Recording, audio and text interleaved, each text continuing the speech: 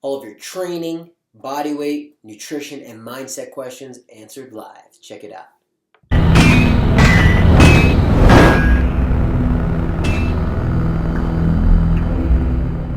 And so we'd have them in an email because I've been getting a ton of email questions all the time. So I'm going to start the Instagram live right now, and we are going to get to all of your questions, and then we're going to do a question and answer and just kind of keep going forward from there, even if you didn't send me an email. So we're going live right now. It is 12 Eastern time, 3, 2, 1. So it says we're live, and it's waiting to find some people. Our questions are coming in here as well. Cool, so we got some people on. What's up, Instagram Live? Just so all you guys know, we're also filming this and we're going to put it up on YouTube. So a lot of times I talk super fast and a lot of people ask me, let's go back and re-explain some of the stuff. So I figured, why not make a video, put it up on YouTube, and it can be there forever and you guys can go back and reference that video. We got some regulars on Instagram Live. Bark Bravo, what's up? Got a lot of people coming in. Thanks for everybody that sent their question over. I opened it up completely, right? So I said that it could be nutrition, mindset, training, whether it's weight training, body weight training, range training, whatever it may be. So I'm going to start with getting to some of the email questions. And the idea is if some of those questions were really similar, I'm not going to answer the same ones over and over again just for the sake of everybody's time. So I'm going to go ahead and just answer the questions that stand out. Danelle Leva, what's up, my man? For those of you who don't know, Danelle Leva's in here hanging out. And I was just in California and I missed him, and I wish I got to saw him because I miss him and haven't seen you in how long? Maybe 3-4 months, something like that. But Danelle's out in California, loving life. Hopefully I'll catch up with you soon, bud. All right, guys, so I'm going to get to some of your questions. I'm going to get to some of your questions in email. The first question is starting with Ryan. Okay, so what do you do when you hit a plateau? Okay, that's a really good question. So it's a loaded question, and a lot of times I try to give the most informational answers because I think that the majority of us are looking for information. But I'm going to do it a little bit differently this time. I'm going to give you the information on what you can actually do on the training aspect, but then I'm going to give you the real answer and what you can do personally to actually get through it because it's twofold, right? It's the training aspect and it's the mental and emotional aspect. So to get through a plateau, we need to change the training cycle. And if you hit a wall, you feel like you can't get any further in what you're doing, is because you've been doing the same thing over and over again. You're a track runner and you used to run long distance, but now instead of running 5 miles, you're running 3 and you think it's going to make a significant difference. Or you've been lifting weights your entire life and now you're going to powerlifting and wondering why that's not putting on muscle mass. Because it's too similar. You need to do something significantly different to actually make your body change.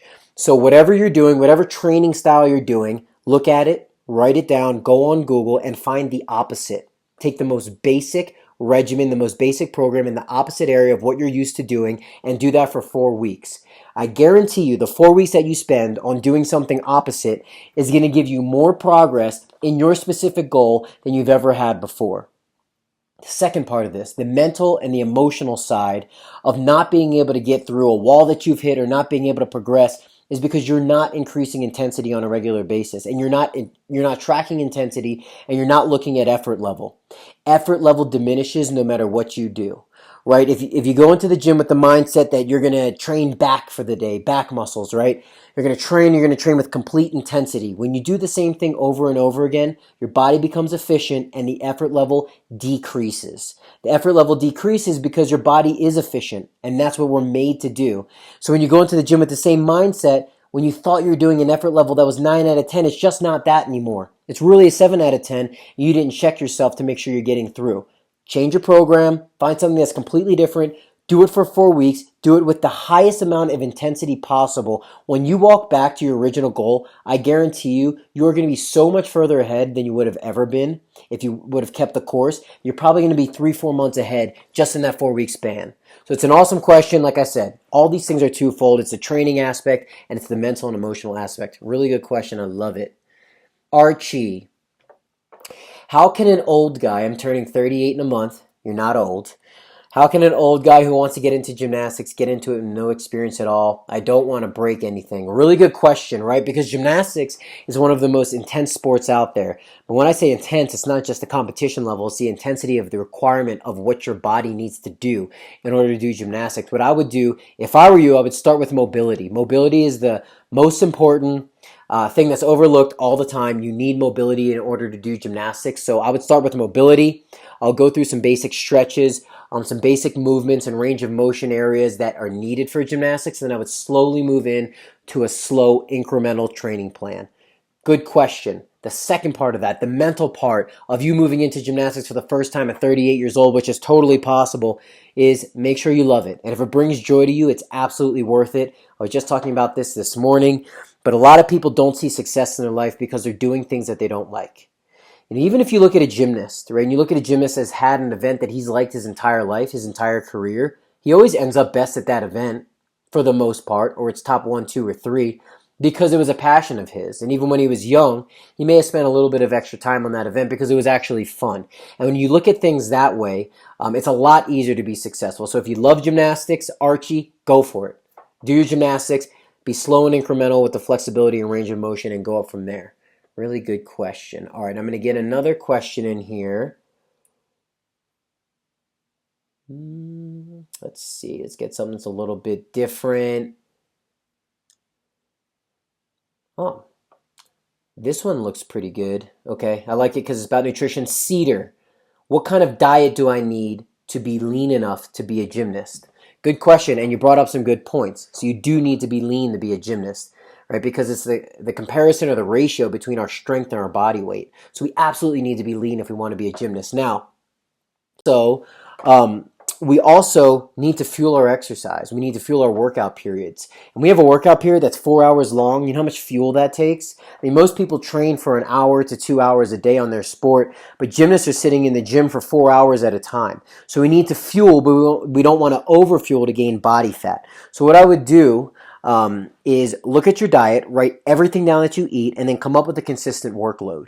When you have a consistent workload, we can judge it by hour, we can judge it by frequency of turns. When you have a consistent workload, or you're taking a turn once every 3 minutes and you're doing that for 30 minutes at a time, and you have a consistent diet, whether you're gaining or losing weight, is how we can judge on how you need to eliminate or add into your diet.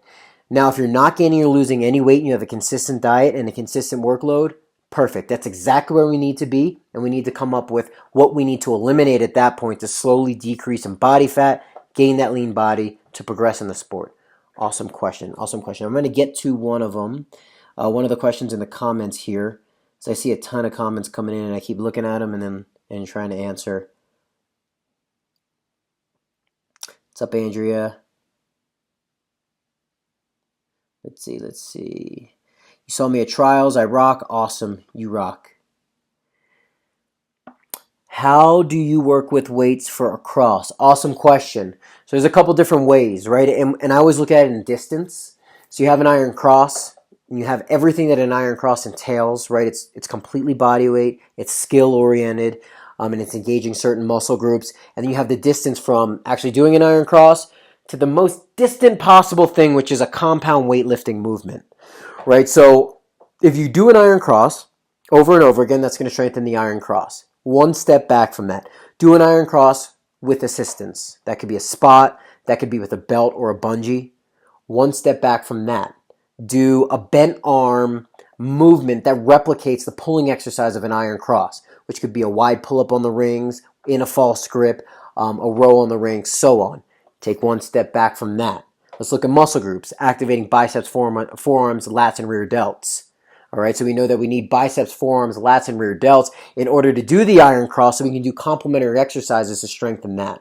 But I don't ever recommend for anybody that wants to learn a bodyweight skill to take any more than 3 or 4 steps away, because at some point it gets so distant that you could be spending an hour on that training and it's not translating over to being able to do an iron cross at all. So look at it in steps. You have iron cross, you have 1 step back from the iron cross, 2 steps, and 3 steps, and those 3 different things that you can do with identifying the muscle groups that are activated, mimicking the skill in an easier movement, doing the skill with decreased resistance, and then actually doing the skill, those 4 steps, just build a program around those things. And that's really going to help you.